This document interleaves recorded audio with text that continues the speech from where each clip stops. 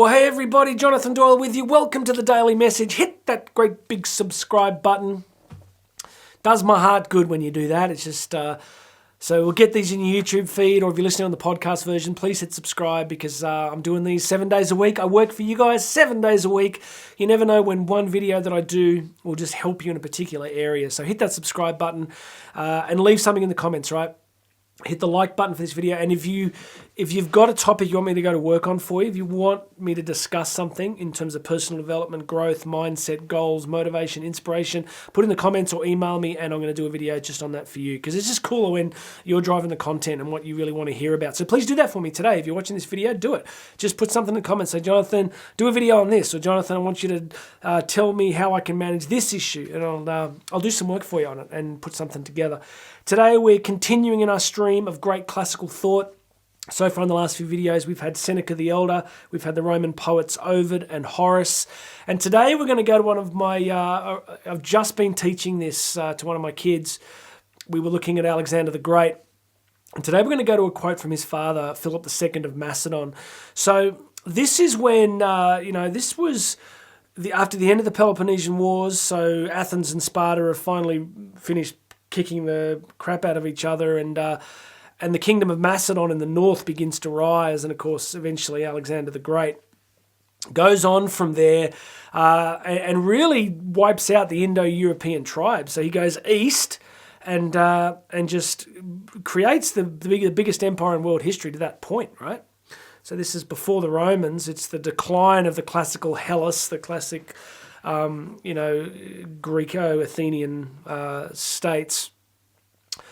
Greco-Athenian states, and Alexander the Great eventually goes and introduces himself to the Indo-European tribes and creates this massive kingdom. But today we're going to talk about a quote from his father, Philip II of Macedon, because there's a really cool quote that's actually going to be quite applicable to all of us. So let's do it. My boy, you must find a kingdom big enough for your ambitions.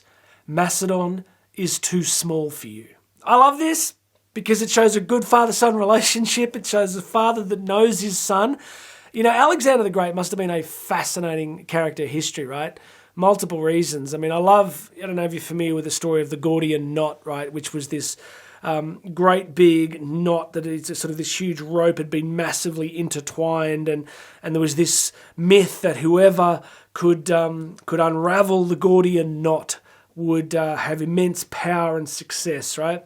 So Alexander the Great gets there and he sees the Gordian knot, and the famous story is that everyone's watching. What's he going to do? And he just pulls out his sword and chops it in half. Effective strategy, right? But Alexander the Great must have been extraordinary. I mean, he died so young, right? He was dead in his 20s after building the biggest empire the world had ever seen to that point in a very short space of time. And you can tell from this quote that his ambition, his drive must have been quite extraordinary. So his father says to him, look, son, Macedon is not big enough for you. It's just not. Like our little kingdom here, our little city-state is not going to do it. You need to find a kingdom that fits your ambition. Now, the reason I wanted to share this with you is I've been musing on this idea that I think what many of us probably struggle with is that our goals, such as they are, our ambitions or our dreams, I just think they're too small. I think mine have been at times. Many of the most interesting people in literature, music, the arts, politics, tend to be people with just this bizarre attitude to reality. As you know, I'm coaching a girls' soccer team at the moment. I'm coaching my daughter's soccer team, and I was talking to one of the girls yesterday, and I said to her, "Do you know who Napoleon was?" God bless her. She said no. So I reminded her, I helped her understand who Napoleon Bonaparte was, and I said, you know Napoleon's famous take on leadership? And she said no. I said, well, you know, Napoleon famously said that the first job of a leader is to define reality, and the last job is to say thank you, which simply means that leaders are meant to kind of have a vision about what they see reality being, help people to achieve it, in the end, thank everybody. The reason I'm sharing that is because this ability to perceive and define a bigger reality is kind of crucial to self-leadership. So some of you watching this may have goals. If you watch this kind of content, you probably have goals of some form, right? Like you got something written down, or there's something that you have an idea that you might like to experience. But you look at this quote about Alexander the Great. It's about building a kingdom big enough for your ambition. And I really want to apply both Napoleon's idea and Alexander's idea to this for us. I want to sort of say, how do we build a big enough vision and dream and ambition for ourselves that's not going to keep us constrained to the little kingdoms of our own reality? I think you've got to be prepared to risk. I think I have to be prepared to risk. I think it is much better to try and fail than to not try. Now, I know that sounds like a platitude, but on your deathbed, you won't lie there thinking to yourself, oh gosh, I wish I'd had smaller ambitions, right? Even if you build something amazing in your life and it collapses and it fails, you're never going to say, I wish I didn't do it. I mean, many of you that watch regularly know that COVID really hit me very hard and I couldn't travel and a lot of my career took a huge hit. But on my deathbed, I'm just going to have a bunch of awesome memories from what happened pre-COVID. I'm never going to say, well, I wish I didn't try. And who knows where I go from here, right? Maybe I just keep doing videos for you guys forever. But I'm definitely starting to get my head back in the game and rebuilding in terms of ambition. I think our ambitions are too small. I think our goals are too small. I think mine are. I think they have been. And a lot of the great influential actors of history and even current history tend to be people that have kind of scaled goals. They have what they want to do this week. They have what they want to do this year. And then a lot of them will have something that they want to do in, the next 5 or 10 years. So you look at people at the moment like Jeff Bezos and Elon Musk, and what concerns me about these guys is they're getting, there's almost worship going on, right? Especially with Elon Musk. Let's all remember we're just human, and everybody has major faults and flaws. So the first thing we've got to do as a society is get everybody off the throne, because we're all doing this journey together.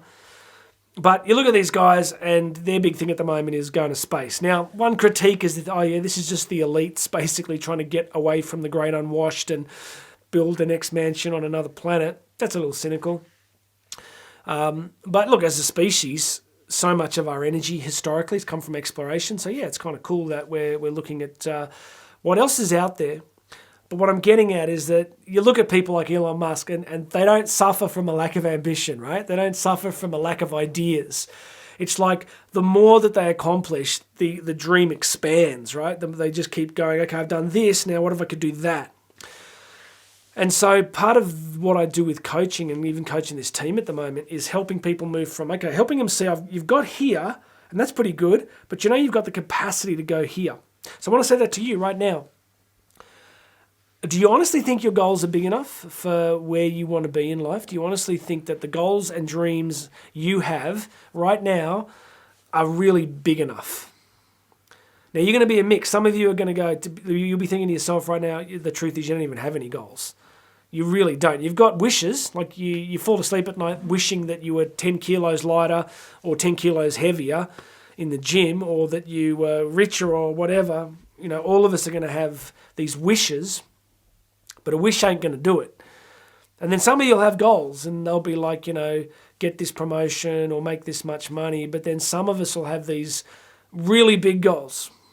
And I want to encourage all of us today just to think about it. Just as you come off this video or listening to this podcast, I want you to start to think to yourself, okay, even if I didn't get there, what would be big enough to have a go at?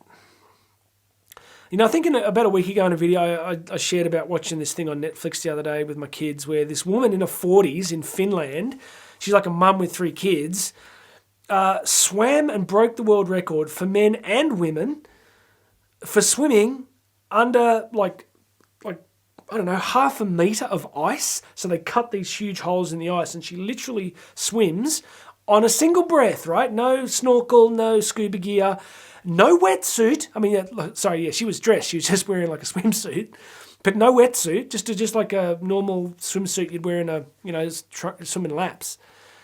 One breath, she goes into this water half a metre below the ice, and has to swim on that single breath all the way through. I think it was like 105 metres.